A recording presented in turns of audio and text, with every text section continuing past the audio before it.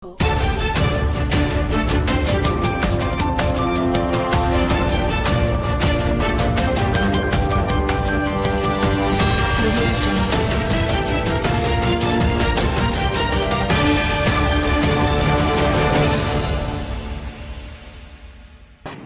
થોડા સમય પહેલા એસએફ હાઈસ્કૂલ જે છે એસએફ હાઈસ્કૂલની અંદર આ શિક્ષકો પાસે લાંચ માંગવામાં આવી હતી અને નગરપાલિકામાં બોલાવીને લાંચ માંગવામાં આવી હતી. આજ દિન સુધી તેમાં તપાસના આદેશ નથી આપવામાં આવ્યા. એટલે શા માટે તપાસના આદેશ નથી આપવામાં આવ્યા? બીજી વાત કે જે પ્રતિનિધિઓ હતા એટલે કે પ્રેસ કોન્ફરન્સના માધ્યમથી નગરપાલિકાના જે પ્રતિનિધિઓ હતા એને એવું કીધું કે ભાઈ વિકાસ માટેનો ફાળો માંગવામાં આવ્યો હતો. તો અત્યાર સુધી કેટલી જગ્યાએ નગરપાલિકાએ વિકાસ માટેનો ફાળો એ શિક્ષકો પાસેથી માંગ્યો એનો પણ અમારે જવાબ જોઈએ છે. બીજી વાત કે એવું કીધું કે ભાઈ ફૂલ નહીં તો ફૂલની પાકડી રૂપે તમારે કશું કંઈક આપવું જોઈએ. ભૂતકાળના જે શિક્ષકો હતા એને 40 થી 45 લાખ રૂપિયા આપ્યા હતા. તો અમારે એ પણ જાણવું છે કે 40 થી 45 લાખ રૂપિયા કોની પાસેથી લેવામાં આવ્યા અને ફૂલ નહીં તો ફૂલની પાકડી એટલે ફૂલની પાકડી લાખો રૂપિયાની થઈ ગઈ છે. શા માટે આ શિક્ષકો પાસેથી લાંચ માંગવામાં આવે? આ બધા જ એજ્યુકેટેડ છે, ટેટ ટાટ જેવી પરીક્ષાઓ પાસ કરીને આવ્યા છે, કેપેબલ છે અને જેટલી પણ કોમ્પિટિટિવ એક્ઝામ આવે એમાં ફૂલફિલ થતા હોય છે. તો આ લોકો પાસેથી લાંચ માંગવી એ કેટલું ઉચિત? અને અત્યારે ક્યાંક ને ક્યાંક મુદ્દો ભટકાવવાનો પ્રયત્ન થઈ રહ્યો છે. અમે મુદ્દાના ઉપર વાત કરવા માટે આવ્યા છે. જે રેકોર્ડિંગ છે 45 મિનિટ થી 50 મિનિટ એ રેકોર્ડિંગ ઉપર ચર્ચા થવી જોઈએ. જો રેકોર્ડિંગની જરૂર પડે તો અમે રેકોર્ડિંગ પણ આપવા તૈયાર છીએ. તેની સાથે સાથે એને એફએસએલમાં મૂકવા માટે જો તમારે અમારી પાસેથી ફોન જોઈએ તો ફોન આપવા માટે પણ તૈયાર છીએ. એવું આ શિક્ષકોને કહેવામાં આવે છે કે અમે જે કહીએ એ નિવેદન લખાવવાનું. તો એ કઈ રીતે પોસિબલ છે? કારણ કે આ શિક્ષકો જે છે પોતાની વેદના છે પોતાની આપવીથી પોતાની જાતે જ કહેવાના છે.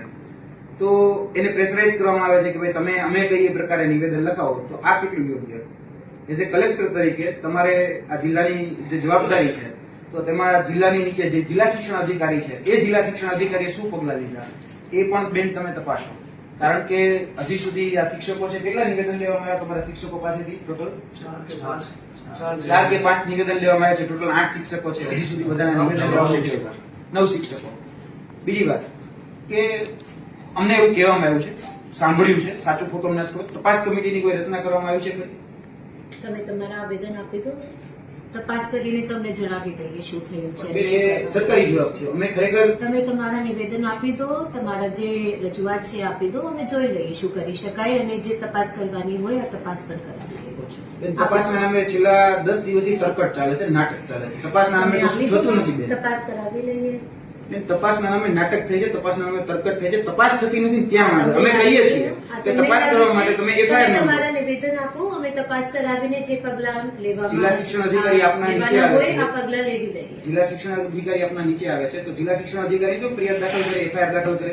કારણ કે શિક્ષકો એની ફરજના ભાગરૂપે છે. અમે તપાસ કરાવી લઈએ. સાંભળી લીધું તમને. નિવેદન આપી દો, તપાસ સાંભળવાથી નિરાકરણ નથી આવતું, તકલીફ આવી જશે. તપાસ કરાવીને તપાસમાં જે સામે આવશે, અગર કંઈક ખરેખર ખોટું હશે તપાસમાં તો જેને ખોટું કર્યું છે એમના સામે સરકારી જે લો બન્યું છે એના મુજબ एक्शन लेવામાં આવશે. તમે તમારા રજૂઆત दाखल થાય एफआईआर दाखल आप दीजिए अपनी जो भी आपकी रजूआत है, मैंने सुन लिया है उसको. आप मुझे रजूआत दीजिए, हम तपास करवा लेते हैं. रजूआत सुनी जाती है, उस पे एक्शन नहीं लिया जाता. रजूआत दीजिए, हम आगे एक्शन लेते हैं उसमें. ठीक है. તમે આમના નિવેદન લીધા છે, નગરપાલિકા પ્રમુખના અનુસંધાનમાં તમે આમના નિવેદન લીધા. તમે આમની ફરિયાદમાં સામેવાળાના નિવેદન લીધે છે ખરા? તમે કહો છો તપાસ અમે કરીશું તો આમની જે ફરિયાદ છે 15 તારીખે કરેલી છે એ 15 તારીખે એમના નિવેદન વાત નથી. આમના નહીં, સામેના પક્ષના હજી સુધી નિવેદન લીધા છે કે નથી લીધા અમે જાણવા માંગીએ છીએ. તમે જણાવી દઈએ જિલ્લા શિક્ષણ અધિકારી મારફતે. જિલ્લા શિક્ષણ અધિકારી મારફતે જે તમારા પ્રશ્નો છે જિલ્લા શિક્ષણ અધિકારી મારફતે જણાવી દઈએ શું શું પગલાં લેવામાં આવ્યા છે, શું આપણે જિલ્લા શિક્ષણ અધિકારી પાસે જવું પડશે. તમે તમારા રજૂઆત આપી દો. હા, આપણે તો આપીએ પણ અમે જિલ્લા શિક્ષણ અધિકારી પાસે જઈએ. તમે તમારી રજૂઆત આપી દો. રજૂઆત આપવા માટે થાય નથી. તપાસ કર્યા પછી તો તપાસ ચાલુ કરી છે ખરી? જેમ અમના નિવેદન લીધા છે, આમના નિવેદન લીધા છે, અમે પૂછીએ તમે હા કે ના તો કહો. તો અમને એટલો તો રાઈટ છે કે આ આજે આયા છે લોકો કે અમારા નિવેદન બરોબર સામે સરકારી નિયમ મુજબ જે એક્શન બને છે આ એક્શન કરવામાં આવશે, તપાસ કરવામાં આવશે. તપાસમાં જે સામે આવશે એના મુજબ એક્શન લેવામાં આવશે. બેન આગળ તો આ તો બહુ સાંભળ્યું. તમે અમે પૂછીએ છીએ. એક વાત કહું, આ પેલી ફરિયાદ આ વિદ્યાર્થીઓ આપી, આ શિક્ષકો આપી 15 તારીખે. પછી 19 તારીખે સામે એની બીજી ફરિયાદ આપી નગરપાલિકાએ જે ફરિયાદ આપી એની ઉપર આ લોકોના નિવેદન લેવાઈ ગયા. પણ આ લોકોએ જે ફરિયાદ કરી છે ને આ લોકોએ 15 તારીખે એ 15 તારીખની ફરિયાદ ઉપર હજી કોઈના નિવેદન નગરપાલિકાના સત્તાધીશોના નથી લેવાના. એટલે કઈ રીતે તપાસ થાય અમે જાણવા માંગીએ છીએ કે બીજી તપાસમાં નિવેદન લેવાય છે પણ પહેલી તપાસ જે શિક્ષકોએ કરેલી છે જે ઓડિયો રેકોર્ડિંગ આવી પણ એની ઉપર બેન હજી સુધી કોઈના નિવેદન લેવા નથી આવ્યા. आप दीजिए अपनी रजूआत। जब तक तपास पूरी नहीं होती है तब तक मैं आपको कुछ भी चीज डिक्लेयर यहाँ पे कॉन्फिडेंशियल जितनी भी चीजें हैं कुछ नहीं बता सकते क्या किया गया है क्या नहीं किया गया है। पहले पूरी तपास तो होने दीजिए। ये चीजें आपको कैसे बताई અમે जाएगी? રિપોર્ટ નથી માંગતા. તમે રિપોર્ટ જ માંગો છો। ના, ના, રિપોર્ટ અમે તો પૂછીએ છીએ, નિવેદન લીધા છે. અમે તો પૂછીએ છીએ નિવેદન લીધા આજ છે. તો અમે પૂછો, નથી આજે નિવેદનની સરકારી- કોપી આપો. અમે એવું કીધું જ નથી નિવેદનની કોપી એટલે આપો. તમે મને સાંભળો ના અહીંયા આવ્યા છો તો મને પણ સાંભળો। હા, ચલો. આજ કહું છું કે જે પ્રોસેસ છે પ્રોસેસ પૂરા કર્યા પછી તમને જણાવવામાં આવશે કે ખરેખર શું થયું છે। પ્રોસેસની વચ્ચે કેવી રીતે જણાવીએ કે શું ચાલે છે શું નથી ચાલતું વચ્ચેથી અમે કઈ સૂચના તમને આપી શકતા નથી। તમે તમારા નિવેદન આપી દો તપાસ કરાવી લઈએ તપાસમાં જે સામે આવશે એના મુજબ એક્શન પણ લઈએ। એ કોન્ફિડેન્શિયલ કે હોતું નથી.